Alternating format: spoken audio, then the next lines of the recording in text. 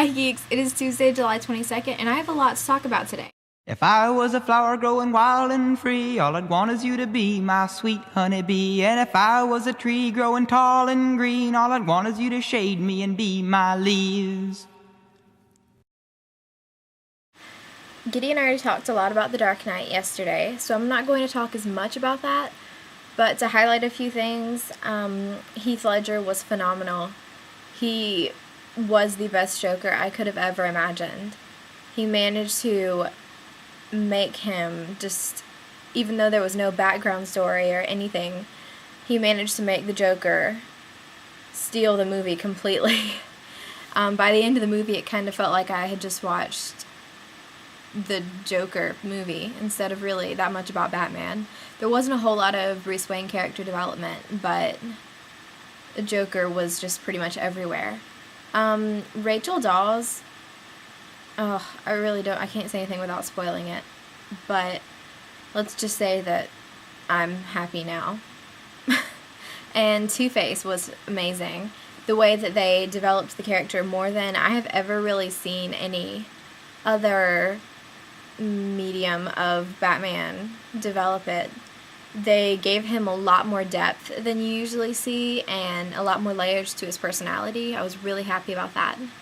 Overall, amazing movie. Obviously, it broke so many records this past weekend that I can't even believe how phenomenal it turned out to be. I'm using that word a lot, can't you tell?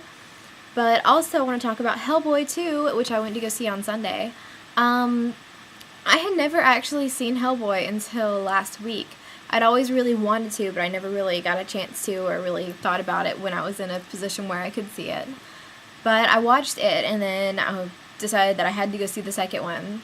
And it was really, I wouldn't say it was quite as good as the first one because I have never said that a sequel was as good as the first movie.